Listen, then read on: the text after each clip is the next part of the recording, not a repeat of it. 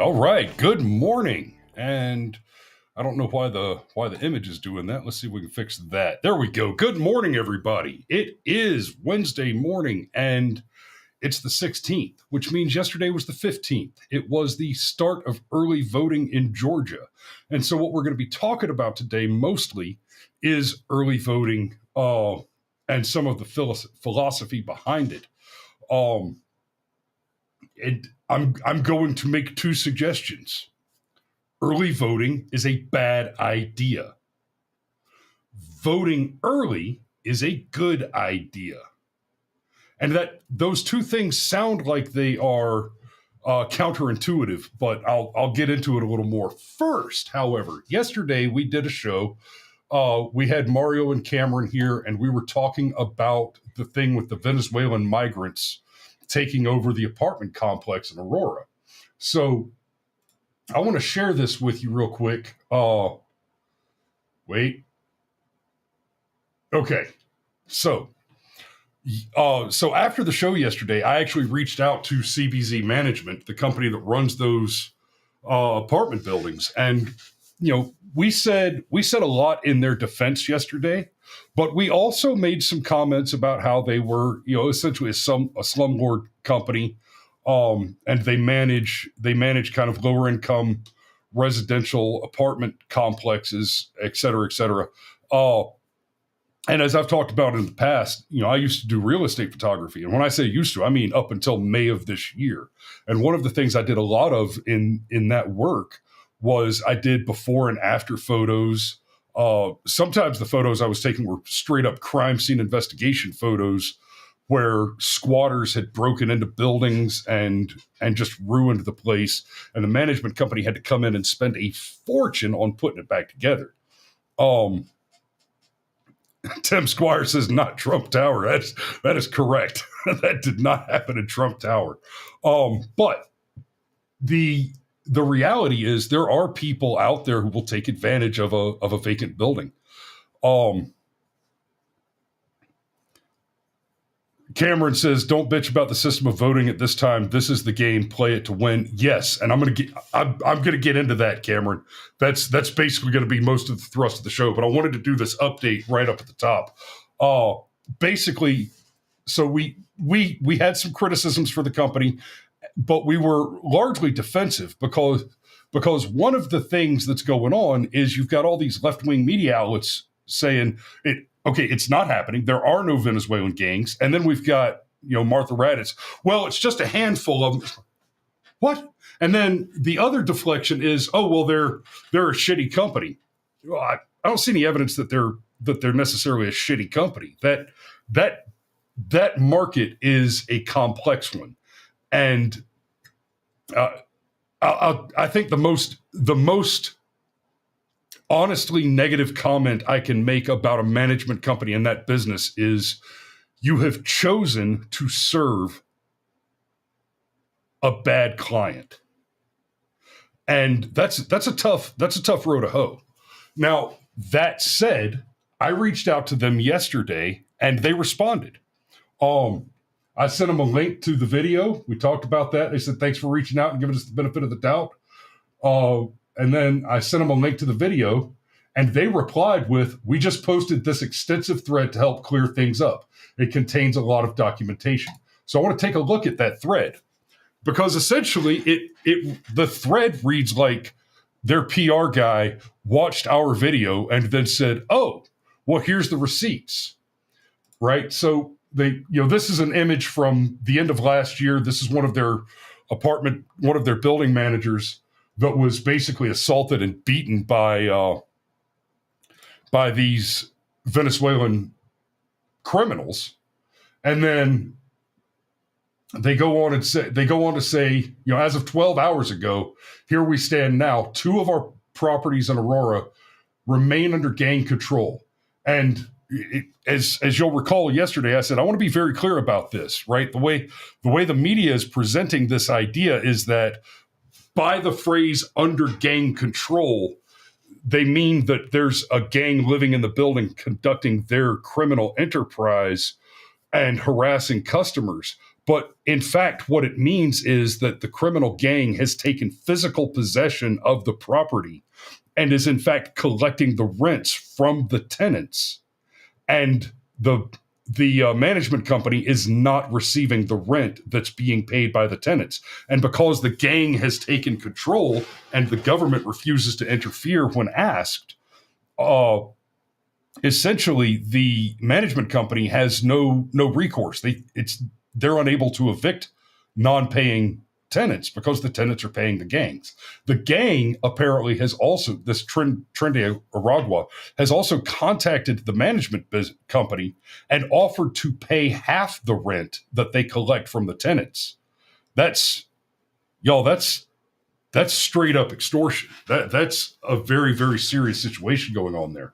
But again, that's one of the things that we explicitly addressed yesterday. And they opened their thread with basically reiterating what I was saying. By gang control, we mean that most or all of the rental income is diverted to a criminal enterprise comprised of gang members and illegal immigrants instead of the rightful property owners. And then they go on with receipts. We sent this letter. Our track record proves we have always addressed them properly. Our track record proves this. In 2023, we passed 3 full building inspections that included a detailed walkthrough of every unit. Here are the receipts. The real issue is the rise in crime in Aurora, illegal immigration, the city's attempt to shift the blame onto us.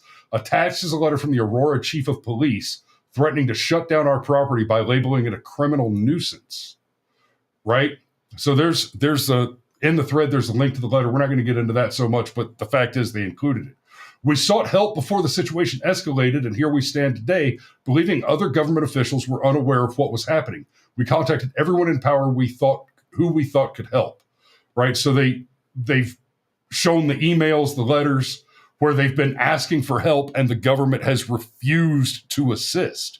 So that's what's going on there. And I just shout out to CBZ management for taking the time to watch our video and for reaching out to address the concerns that we expressed yesterday. Now, let's get to this comment right here from Cameron. Cameron says, don't bitch about the system of voting at this time. This is the game. Play it to fucking win. And I agree. Like I said, to start off with, early voting is a bad idea. Voting early is a good idea. And those two things are true, and for the same reason, and that reason is voter fraud. One of the primary mechanisms of voter fraud that we saw in the 2020 election was the Democrat mechanism of vote harvesting. Now, Steven Crowder did a great investigative piece on this, where he went to specific addresses, right? He took the voter rolls and he looked up, okay, this person voted. Can't see who they voted for, but you can see that they voted. And in dozens of cases, he went to the physical address listed on that voter registration, and the physical address was an underpass, a bridge underpass. Nobody lives there. It's not a residence. Many of them were vacant lots, bridge underpasses, basketball courts, things like that. Were clearly this is not a person's residence. Many more of them were attached to homeless shelters. And of those, some were homeless shelters that were no longer in business at the time of the election, which means that the person who listed that as their registration, even if you're very generous and consider that homeless shelter to be their residence, it wasn't. because it was no longer a homeless shelter. So these people are not in residence at this place. So you've got people who were registered to vote with not illegal, not undocumented, not unfair, but literally non-existent residential addresses. And this is not some shit where it's like, oh, well, the house was condemned and torn down after the election. They ran this investigation within a month or two of the election. It was very, very clear. Now, the other thing that we saw happen that's related to that is we saw a large number of people report that when they arrived on election day to cast their vote, they were told that they had already voted. That is unacceptable. Now, in theory, the law makes provision for that eventuality, whereby if it says you've already voted and you dispute that that's the case, then you get to fill out a provisional ballot. Now, I have a solution to this, but I'll get to that in a minute. I want to clarify. I want to make sure that you understand this. If you fill out a provisional ballot, the rules on how this works are different from state to state. But broadly speaking, when you fill out a provisional ballot, it is effectively the same as not voting at all. Let me explain. With provisional ballots, again, this differs from state to state, so I'm going to speak very generally and very broadly on this. I'm not going to get into the particulars of each individual state. But broadly speaking, the provisional ballots are held, they exist, but they don't get counted unless there's some bar is met. If the election is X percent close, if it's the difference of X, Y, Z. So at the very basic level, state by state, if the difference between the candidates is greater than the number of provisional ballots, then they don't get counted. Right. So if Donald Trump wins by 100,000 votes and there are only 50,000 provisional ballots, then they don't bother to count the provisional ballots.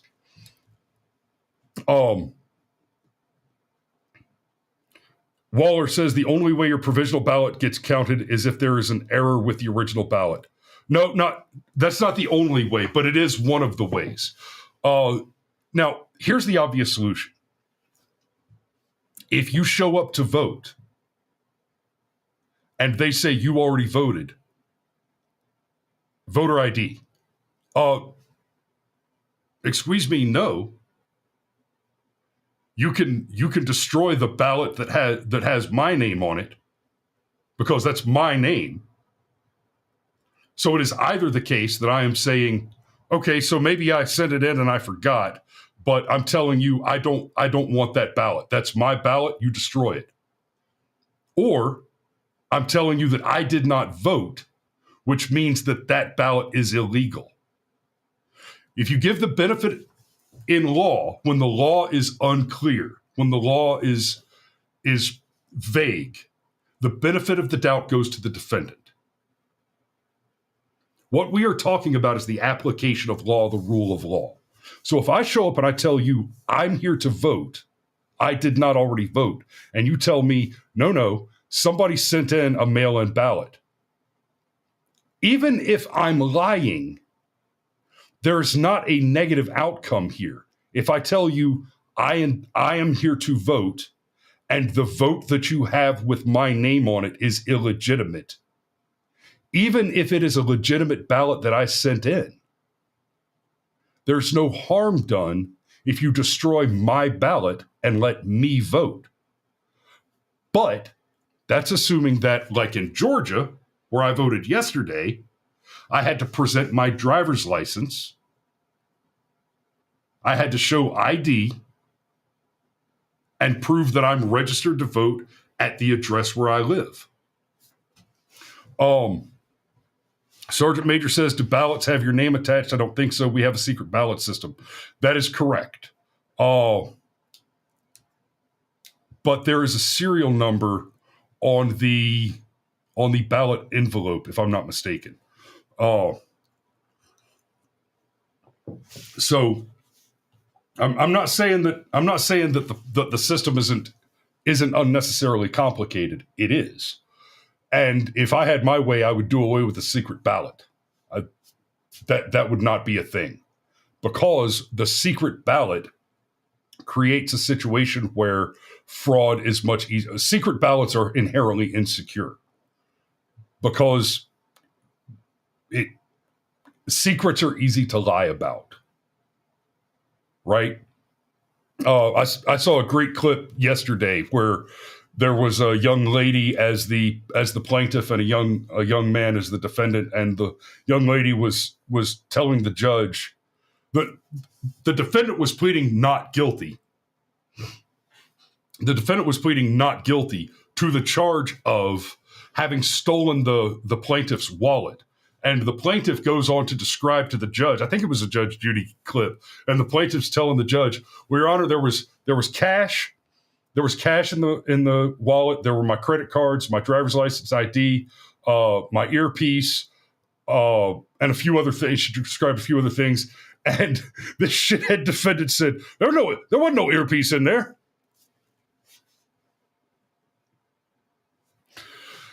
Okay, son, we're done here. We're done here. See, secrets can be lied about. And the Democrat Party thrives on lies.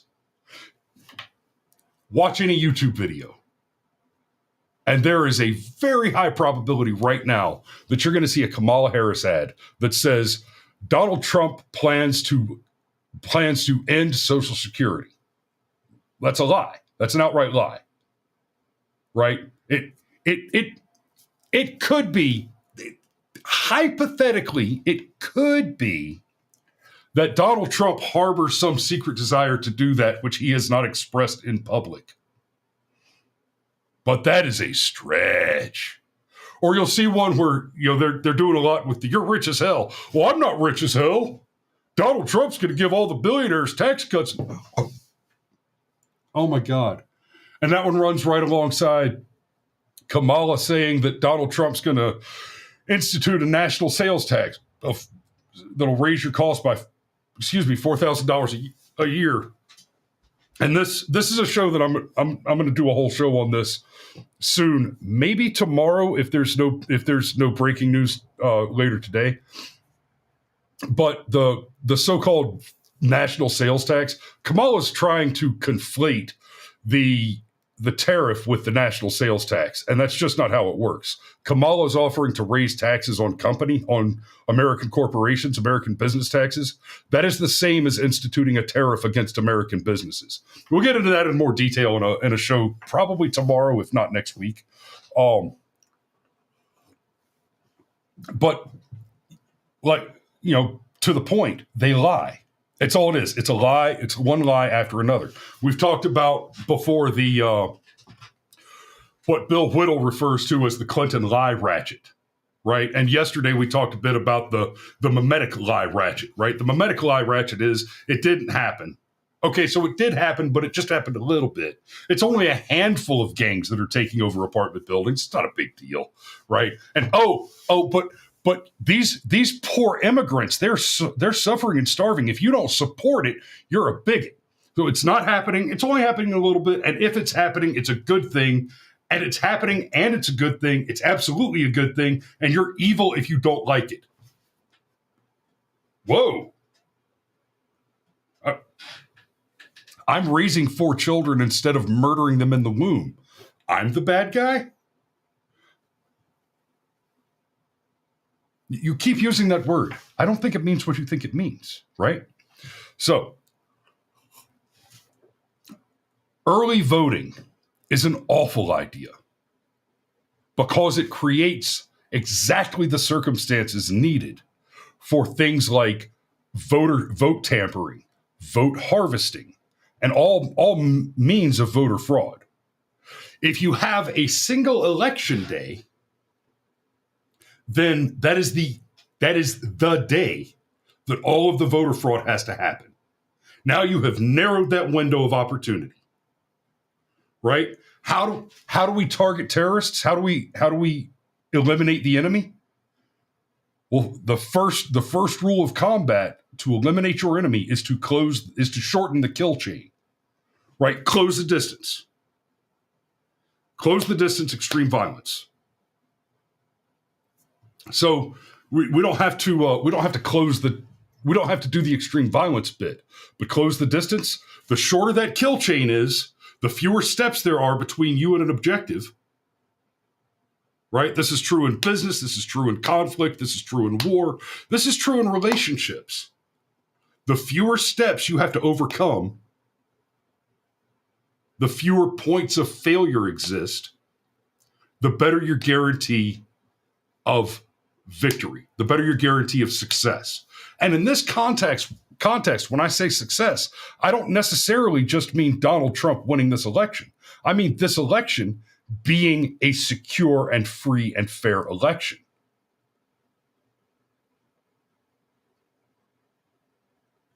The more points of failure you put in there, the more points of failure there are to exploit. The more opportunities you have to have, a water main break or a ballot box gets stuffed, right?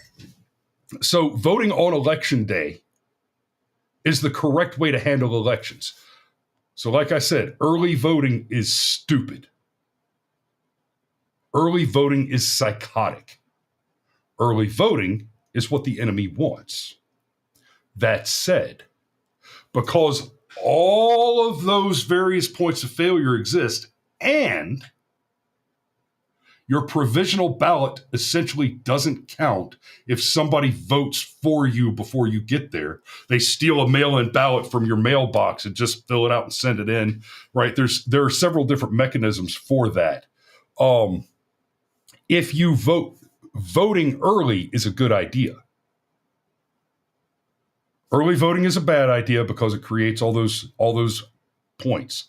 But if you vote as early as possible, then it is you personally, and I say vote early and in person. Hopefully go and show your ID and vote early in person, like I did yesterday. And I mean, I live in the middle of nowhere.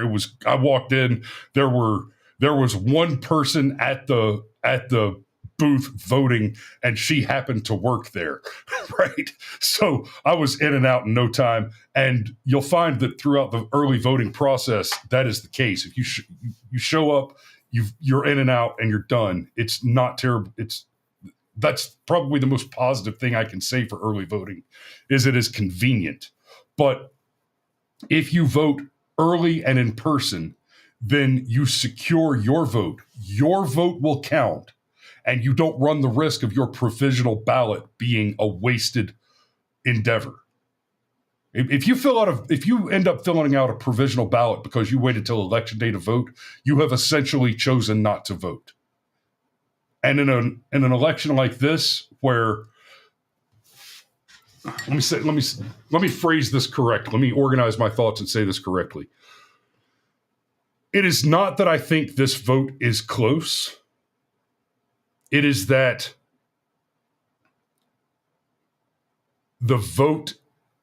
this election is too close to be secure.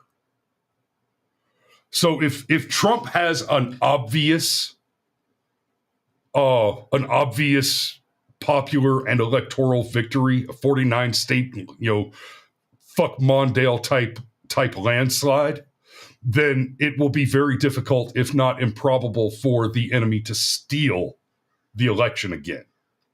And this is, again, another topic that we'll spend a lot of time on. Hopefully I can get Cameron and Mario on Tuesday, and we can talk about the polls a bit this upcoming Tuesday. Yeah, I know you're listening, Cameron. I hope you hear me, and I hope you're open to that to doing that show. But every vote counts extra this time, because not being too big to rig is an almost guarantee that the enemy is going to steal the election. Now, I've got a couple of stories I want to cover real quick that there's hope here. Record number of early votes cast in Georgia as election gets underway in battleground state. Now, some of those votes are in Atlanta, which is a hard blue cancer of a city, which is where all Democrat votes come from, right? Many times we've said it on, there are no blue states, there are only red states with blue cancers. But a record number of early votes have been cast in Georgia on Tuesday. So they're saying 328,000 ballots were cast Tuesday. I went and voted yesterday. Literally, I closed the show yesterday morning, went and talked to my wife about grocery shopping for the Highland games that we're going to this weekend. Spent 30 minutes in my chair, and then I was at the polls by like 9:30. It was a good morning. So with the record-breaking first day of early voting and accepted absentees, we have over 328,000 total votes cast so far. The previous first day record was in 2020 at 136,000 votes. I take some comfort in these numbers because Kamala, of course, famously has just botched the response to the Hurricane Helene disaster in epic proportions. And when I say Kamala botched it, she botched it enormously. The government generally did a bad job with these responses, so much so that out in places like where I live, it was not the government that came in and cleared the roads. Not at first. It took them a long time to get in and start doing the work that they needed to do, that we expect them to do, that, nay, more importantly, we pay them involuntarily to do. Right? That's how your taxes work. Somebody points a gun at you, takes your money, and then promises that they're going to use that money to do things for you, and then they don't. Right? The government is a guy that walks up on the street, points a gun at you, takes you into a restaurant, orders dinner, takes your wallet, promising that he's going to pay the bill out of the money that he just stole from you. And then as you're rounding dessert, he excuses himself to the bathroom and slips out the fucking window. That's how the government works. That's what taxation is. So, that said, in order for us to deal with the fallout from Helene, a lot of us old country boys had to get out there with chainsaws and clean up the roads and move trees out of the way. And that was a thing. And then the DOT came through later and started trimming things up and moving debris further off the road. But there were a couple of days there where we had a lot of one-lane roads out here that are not usually one-lane roads because the hillbillies that got out with the chainsaws, well, we only have so much time to do so much work. So we moved the small tree off the one side of the road and left the big one so we could go around it. Okay. But where Kamala really screwed up is she took credit. She decided to get involved and make statements. Oh, well, the government's doing what it's supposed to do. And I am personally contacting, wait, you're the vice president. I get that you're running for president, but you're the vice president. Right? She made a big stink about Ron DeSantis not taking her phone call. And why would he? He's already talking to the president. Who the fuck are you? VP Spit Roast, you've got nothing to do with this. Right? There were hurricane disasters last year, Kamala. Who were you calling? There were hurricanes the year before that while you were vice president. Who were you calling? Nobody. And hey, we're not mad at you for that because that's not your job. That's the president's job. Or did you take a 25th Amendment action in the middle of the night that we didn't know about? Right? That's the real question that should be asked there. So she screwed up. She really hurt herself by taking specific actions and making specific statements, the photo ops and all that stuff. Now there's a whistleblower coming out that's saying that the C-17 that was being loaded with supplies was loaded and then never sent. But Kamala was there for the photo op, but they couldn't take off. They never let that aircraft take off and deliver those supplies. So she made a huge miscalculation by doing that. Now let's get to the cheat. You've got all this time, 3 weeks until the election, and about half of the states. Let me see. I've got my list here. Somewhere around half the states are already. Today is the 16th. So as of today, we've got Tennessee, Rhode Island, Kansas, Iowa, Georgia, Arizona, Wyoming, Ohio, New Mexico, Indiana, Nebraska, Montana, California, Illinois, Vermont, Minnesota, Virginia, South Dakota. 1, 2, 3, 4, 5, 6, 7, 8, 9, 10, 11, 12, 13, 14, 16, 17, 18, 19, 20. So just under half of the states are already doing early voting right now. And incidentally, Georgia is the only one that started yesterday. Iowa, Kansas, Rhode Island, and Tennessee started today. So if you're in one of those states, get your ass out there and secure your vote today before somebody steals it, before Kamala steals it, right? It is not unreasonable to point out that Freudian slips are when you accidentally say the true thing, right? Like when Biden accidentally said, we have built the largest voter fraud organization in history. Yeah, it's kind of like that. Now, at all the while that this is going on, and we're talking about the steal, I've got a couple of court cases I want to bring to your attention. You've probably heard about this, but in Virginia right now, the Department of Justice is suing the state over voter roll cleanups. Now, there, of course, the mainstream media is saying that they're just purging the voter roll. Let's be very clear on what's going on here. They are removing self-identified non-citizens who have somehow been registered to vote.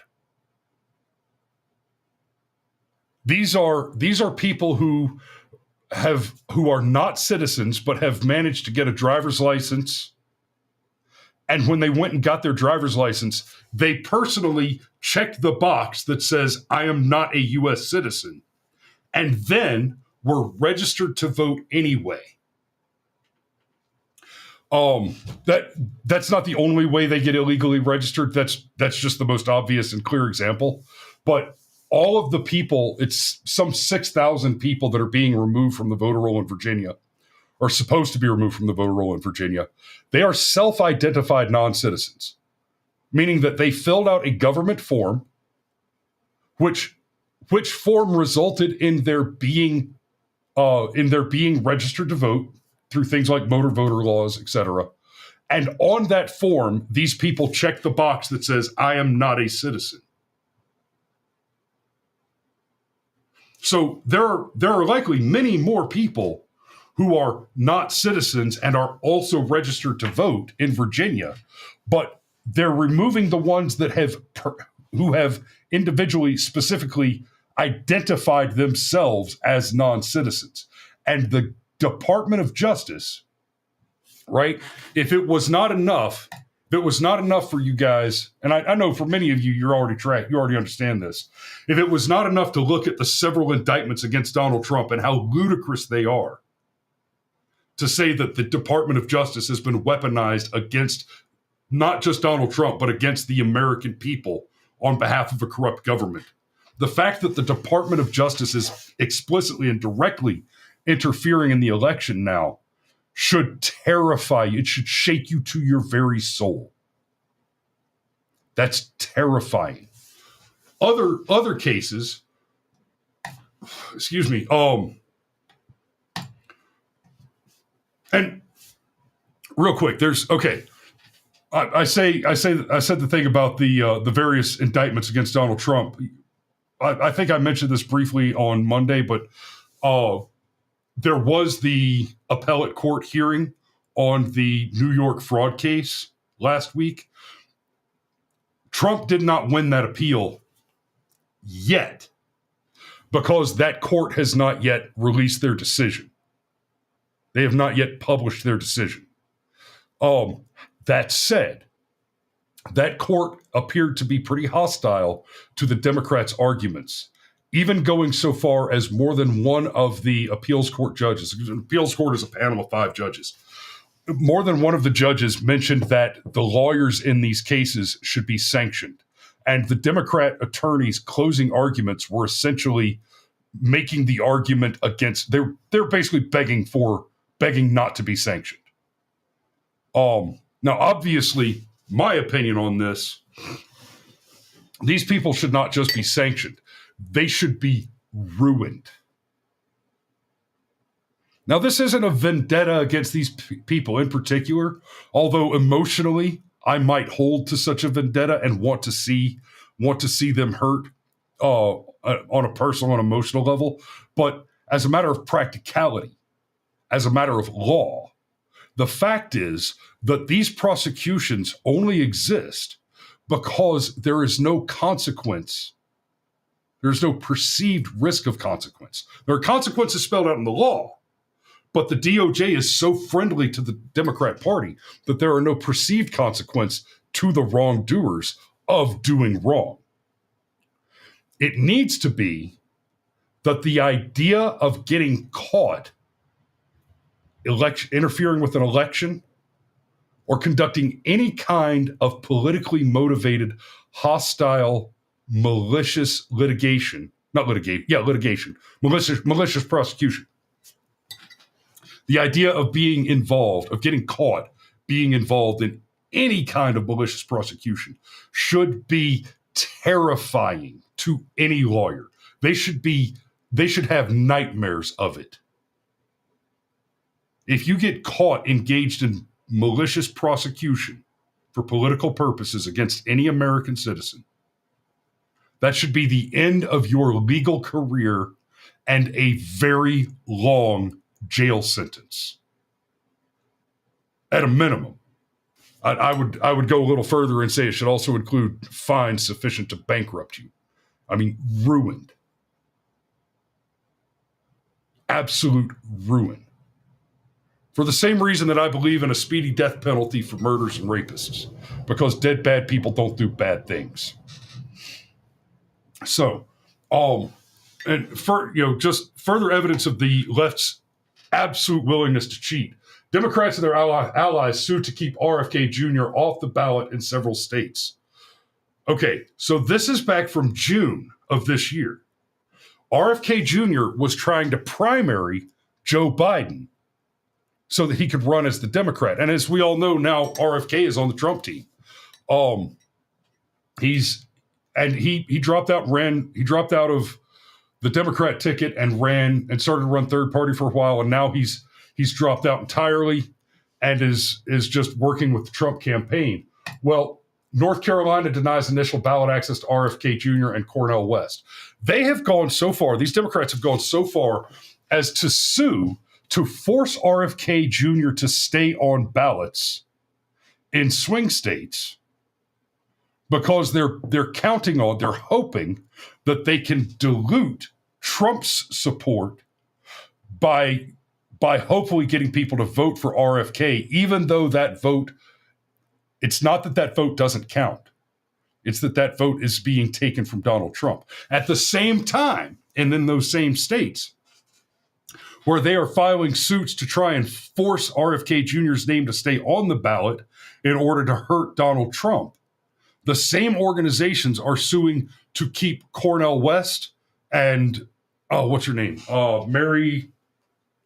The Green Party crystal chick. I can't remember her name right now, but they're suing to keep Cornel West and the Green Party chick off of the ballots, so that those candidates don't dilute the black vote and the awful white female liberal vote for the Democrats.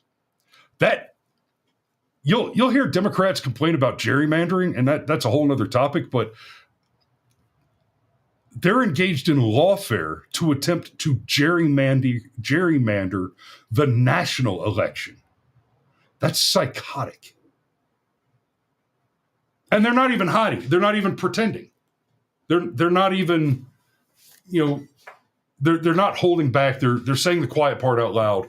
They're actively interfering with the election. That's part of their general strategy, and it's nightmarish. It's nightmarish.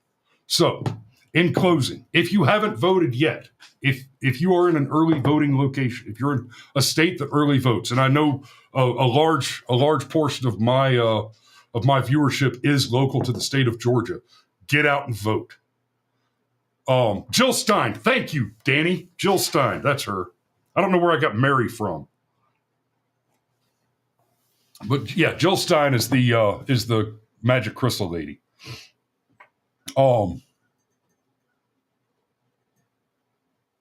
Damn it, broke my train of thought. Anyway, yeah, get out and vote, and take people to vote. Take your friends to vote. Give people, give people a ride. Hey, if y'all need a ride to the polls,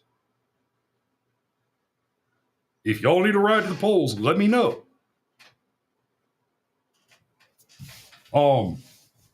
So yeah, I'm going to go ahead and put a pin in it there, and we will see.